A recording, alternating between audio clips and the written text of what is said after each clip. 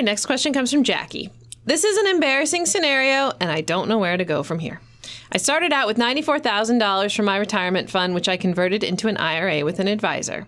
I realized they were taking unreasonably large commissions, so I removed my money but lost $10,000.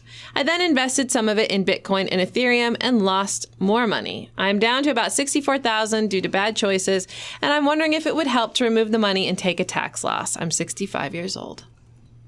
So Jackie has had a bumpy road with investing, and I think that's fair to say we've all had times that we've had some bumpy roads.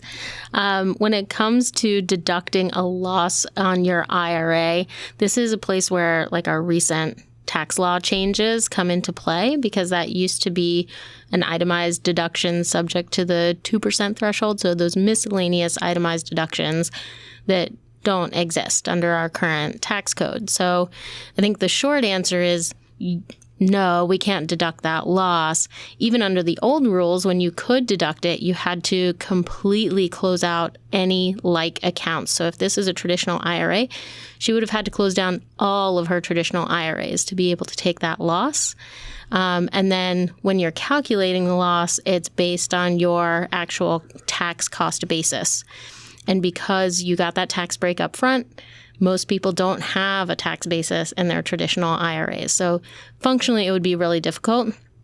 I think one thing that's helpful, though, to kind of put losses in perspective globally, whether it's inside an IRA or not, is what is the value of a tax loss? And it really is like the loss times your marginal tax rate. So if I have a $10,000 tax loss and I'm in the 30% bracket, the value of that to me is max $3,000.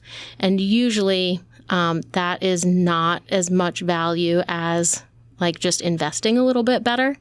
So in Jackie's case, kind of saying I want a fresh slate, you can do that within the IRA without incurring all these tax consequences of taking the money out of the IRA and then claiming a tax loss against it to end up in a better place. The one thing I'll add is she didn't say if this is her only retirement savings, but if that is the case, I mean, Jackie is a prime example of someone whose situation really would entail that she has to work a little longer because she's going to be relying on Social Security, and by delaying that every year, getting that 8% bump to her benefit each year, that will make a world of difference for her.